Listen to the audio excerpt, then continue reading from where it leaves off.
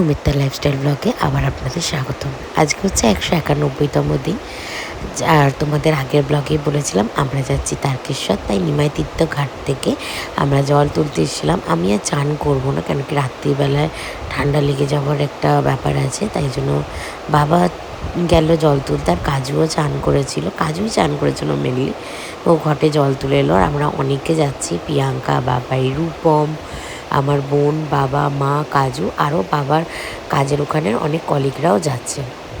তো সবাই মিলে বেরিয়ে পড়লাম এখানে হর হর মহাদেব করে।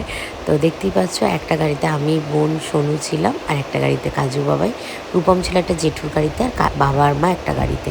তো আমরা প্রত্যেক বছর ডাকাতকালিতে দাঁড়াই, এবারেও দাঁড়িয়েছিলাম। এই ব্লগটা অনেকটাই বড় হয়ে যেতে পারে, তাই এটা আবার 92তম ব্লকে আসবে। তো দেখতেই পাচ্ছ আমরা ব্রিজে উঠে গেছি। আর নতুন যে ব্রিজটা হয়েছে সেটা তো তোমরা অনেকেই ভিডিওতে দেখতে পেয়েছো। তো আমরা ওই ব্রিজটায় উঠে একটু ভিডিও করবো না, সেটা তো হতেই পারে না। তো একটু ভালো মতন ভিডিও করে নিলাম।